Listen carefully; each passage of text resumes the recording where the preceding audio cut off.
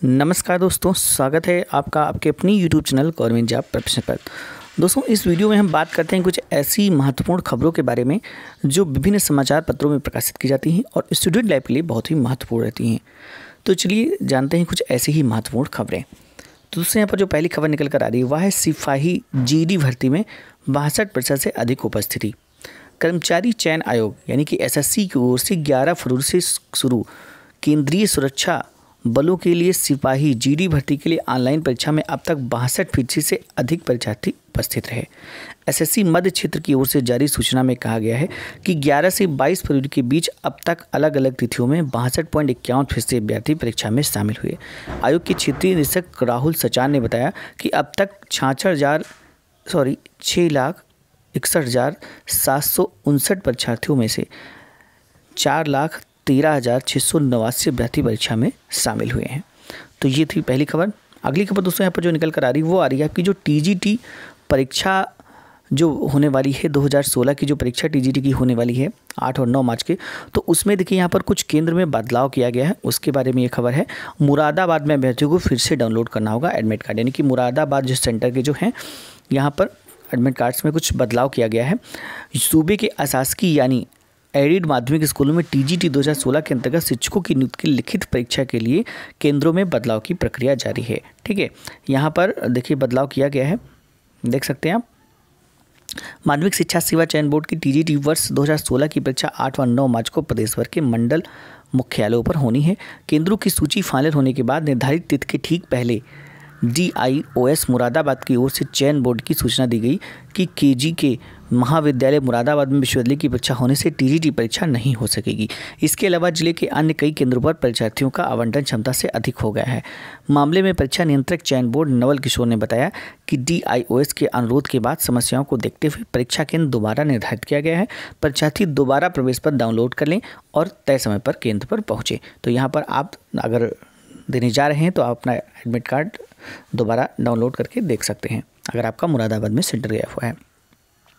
अगली दोस्तों यहाँ पर जो न्यूज़ है वह है डेंटल सर्जन स्क्रीनिंग परीक्षा 17 को पाठ्यक्रम जारी। जी हाँ, यहाँ पर डेंटल सर्जन स्क्रीनिंग परीक्षा की बात की जा रही है। उत्तर प्रदेश लोक सेवा आयोग इसने 17 मार्च को प्रस्तावित डेंटल सर्जन भर्ती की स्क्रीनिंग परीक्षा के लिए पाठ्यक्रम जारी कर दिया है। स्क्रीनिंग परीक्षा 2 घंटे की होगी और इस दौरान अभ्यर्थियों को वस्तुनिष्ठ प्रकार के 150 सवाल हल करने होंगे। ठीक है, चिकित्सा एवं स्वास्थ्य सेवाएं उत्तर प्रदेश के तहत डेंटल सर्जन की 995 पदों पर भर्ती होनी है।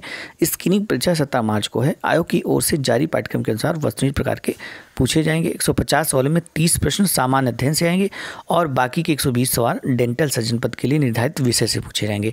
यानी पेपर जो है कुल यहाँ पर 150 नंबर का होगा। ठीक है, अगली दोस्तों यहाँ पर खबर है जो आपकी ARO APS से लेकर है 1.5 लाख लोगों ने दी ARO APS की परीक्षा। तो दोस्तों जहाँ पर खबर निकल कर आ रही कि जो अभी 24 फरवरी को ARO की जो परीक्षा हुई है तो उसके बारे में है ये कि जो है प्रदेश के 13 जिलों में रविवार और सोमवार को 1.5 लाख से ज़्यादा, यानी कि सोमवार और रविवार को दोनों को मिलाकर ARO APS और ड्राइवर तीनों परीक्षाओं को मिलाकर लगभग 1.5 लाख लोगों से ज़्यादा अभ्यर्थियों ने यहाँ पर इलाहाबाद हाईकोर्ट ARO APS और ड्राइवर की परीक्षा दी है। ठीक है, जो परीक्षा है ये कुल 223 केंद्रों पर आयोजित की गई थी। ARO की परीक्षा में 200, APS की परीक्षा में 100 और ड्राइवर की परीक्षा में 90 बहुविकल्पी प्रश्न पूछे गए थे। अभ्यर्थियों ने बताया कि पेपर का स्तर औसत था। 24 फरवरी को परीक्षा 2 पालियों में सुबह 10 से दोपहर 12:30 बजे और दोपहर 3:30 से शाम 5 बजे तक आयोजित की गई, जबकि 25 फरवरी को परीक्षा एक ही पाली में 12 से 2 बजे तक आयोजित की गई।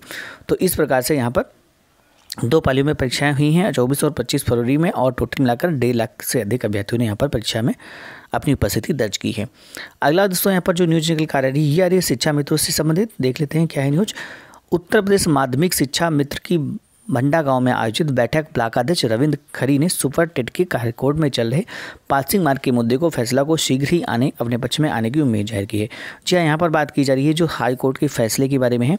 तो यहाँ पर बात की जा रही है कि जो उनका कट ऑफ को लेकर फैसला है, ये जो फैसला है शीघ्र ही शिक्षा मित्रों के पक्ष में आने की यहाँ पर बात की जा रही है। शिक्षा मित्र जो है उन्होंने बैठक की हो और उसमें ऐसा आश्वासन दिया गया है शिक्षा मित्रों को।